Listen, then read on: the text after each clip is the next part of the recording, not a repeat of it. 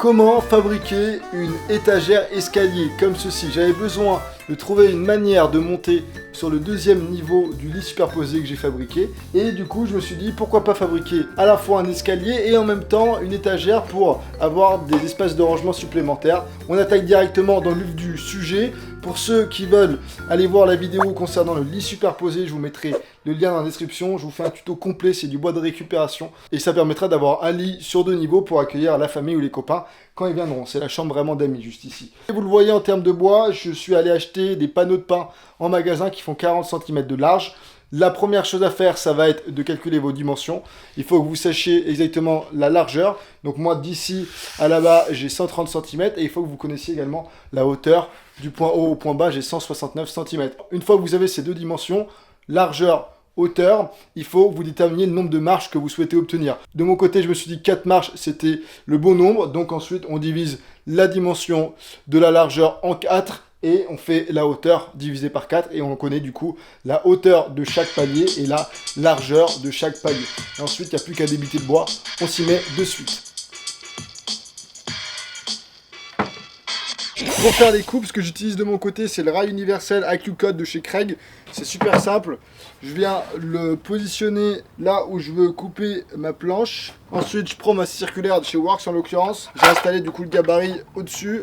Et j'ai juste à venir insérer le gabarit dans mon rail coulissant, juste comme ça.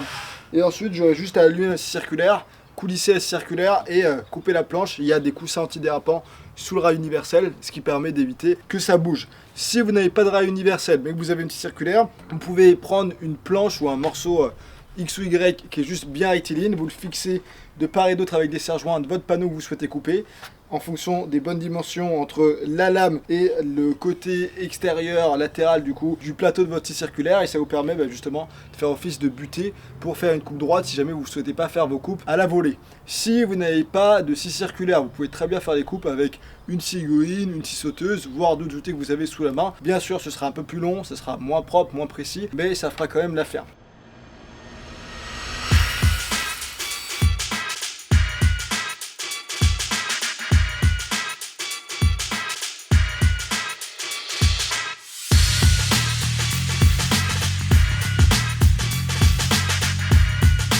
Et voici toutes mes sections qui sont débitées. Ici, j'ai mes lisses basses et hautes. Et ici, j'ai tous mes montants verticaux qui vont séparer mes modules. Du coup, là, j'ai mon premier module qui ira contre le sol, donc le plus grand. Pour l'assemblage, on va utiliser la méthode d'assemblage par vis-biaise. Donc pour ça, je vais laisser mes lisses hautes et mes lisses basses de côté. Je n'ai pas besoin de faire de préperçage. Par contre, pour tous mes montants verticaux, là, juste ici, les 14 montants, je vais devoir faire des préperçages des deux côtés, des deux extrémités des planches, et ça me permettra ensuite de les visser directement contre mes lisses hautes et mes lisses basses. C'est parti. J'avais fait une vidéo complète, tutoriel, où je vous explique les avantages de cette méthode et surtout comment l'utiliser à bon escient. Donc allez voir le tuto, je vous recommande vraiment de le visionner. Si vous ne connaissez pas et que vous n'êtes pas à l'aise avec cette méthode d'assemblage, vous pourrez l'utiliser pour quasiment tous vos projets en bois. C'est franchement royal. Depuis que j'ai ce gabarit, je l'utilise pour vraiment la grande majorité de mes meubles en bois. C'est hyper robuste, c'est facile d'utilisation et c'est beaucoup moins apparent. Donc on peut faire plein d'assemblages hyper facilement.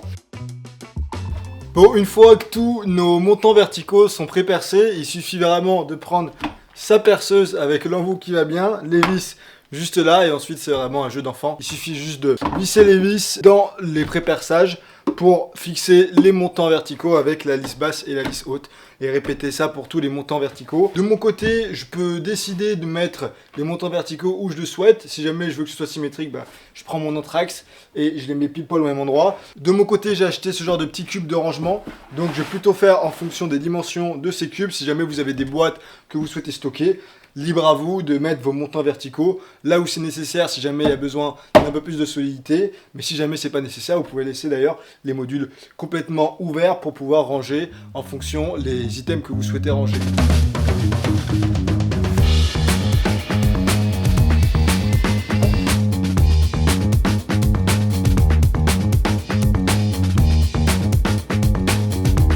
Ok, petite pause dans la vidéo pour remercier le sponsor qui est Imu, une marque spécialisée dans les caméras de surveillance. Donc j'ai installé leur modèle, qui est un modèle pour l'extérieur, qui a une batterie intégrée, panneau solaire également pour venir recharger la batterie, pour être totalement autonome. Ce modèle, il a plusieurs avantages. Son installation est incroyablement simple et surtout, elle ne nécessite aucun câble d'alimentation supplémentaire. Que ce soit sur une clôture ou sur la porte d'un entrepôt d'une maison, il suffit de la visser et d'oublier complètement les contraintes liées au câblage. Et ensuite, contrairement à d'autres marques que j'ai pu tester, et bien là, on a directement la carte SD pour le stockage des vidéos et la carte SIM qui sont préinstallées à l'intérieur de la caméra. Donc ça fait gagner du temps lors du montage. Les caméras traditionnelles deviennent vite aveugles sans Wi-Fi, mais celle d'Imu est différente car elle intègre un mode innovant de double garantie Wi-Fi et 4G, c'est-à-dire qu'avec une carte SIM intégrée, même sur des chantiers par exemple, des exploitations agricoles ou des entrepôts qui sont isolés et qui sont totalement dépourvus de Wi-Fi, elle va permettre une visualisation en direct et envoyer les alertes via le réseau 4G, ce qui élimine efficacement les angles morts de surveillance. Autre avantage en termes d'autonomie, vous le voyez, il y a un panneau solaire qui vient avec, donc la caméra, elle peut fonctionner en autonomie toute l'année grâce au panneau solaire qui vient recharger la batterie. Autre avantage, c'est l'application Imu. Lorsque vous êtes sur l'application, vous avez accès à plein de paramètres différents pour régler votre caméra comme bon vous semble. C'est-à-dire vous pouvez être notifié si jamais il y a un humain qui est détecté, si jamais il y a un mouvement qui est détecté, si jamais vous voulez parler, il y a un microphone intégré, si par exemple il y a votre postier qui vient et qui sait pas où vous êtes, vous pouvez lui dire même à distance, s'il te plaît laisse le colis à tel endroit. Vous pouvez activer une alarme si jamais vous voyez un intrus. Vous pouvez prendre des captures d'écran, vous pouvez enregistrer en même temps. Autre point qui est sympa avec cette caméra, c'est qu'elle est vraiment faite pour être utilisée à l'extérieur,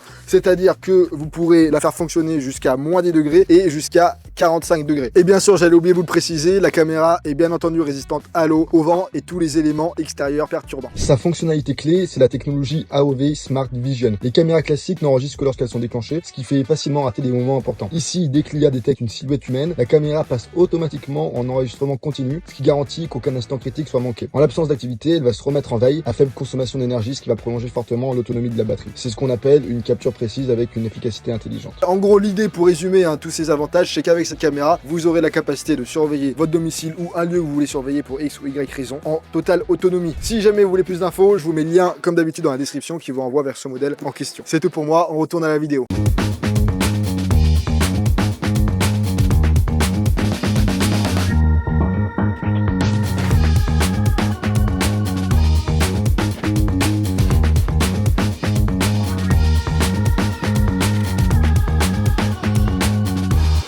Allez, ça va être le moment de tout poser. Hop.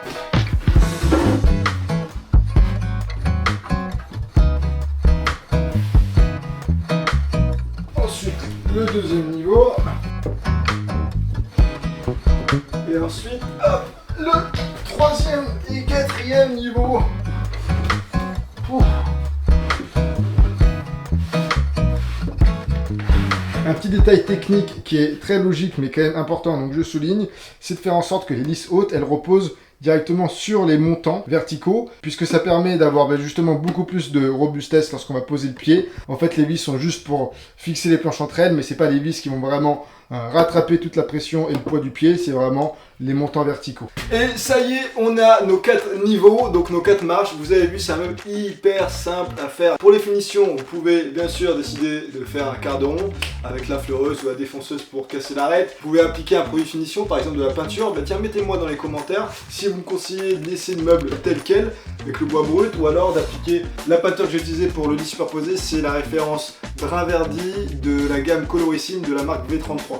Donc dites-moi, je suis preneur de votre avis, ou alors si vous avez une autre idée encore, peut-être une autre couleur de peinture pour avoir un bon contraste avec le vert. Ensuite, pour ce qui est de la stabilité, la rigidité des 4 modules entre eux, le plus simple et le plus efficace, ce serait de les visser en partant du dessous pour faire en sorte que les vis ne soient pas apparentes. Bien sûr, prenez la bonne taille de vis. Faire ça pour les 3 niveaux, on peut même mettre des équerres entre l'étagère et le montant de mon lit superposé pour être sûr que tout reste bien solidifié ensemble.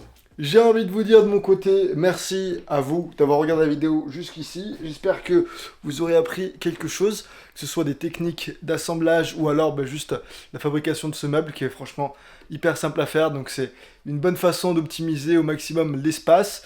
Je suis preneur comme d'hab de vos petits retours dans les commentaires, j'ai toujours avec beaucoup de plaisir. Si jamais vous voulez une vidéo dans laquelle je vous donne 50 astuces de bricolage, d'atelier en tout genre, le lien est dans la description, c'est gratuit. Et ça vous permettra même de rejoindre la newsletter que j'envoie toutes les semaines, toutes les 2 semaines, quand j'ai la motivation et le temps. Et dans cette newsletter, je vous partage des bonnes astuces, je réponds à des questions fréquentes, des bons plans parfois aussi quand j'ai des réductions avec des partenaires. Donc voilà, ça vaut le coup de lire les mails et de rejoindre la newsletter. Et puis bien sûr, n'oubliez pas de vous abonner et d'appuyer sur la petite cloche si ce n'est pas encore fait. Ciao, prenez soin de vous, gardez la forme, gardez le smile et à très vite pour une prochaine vidéo.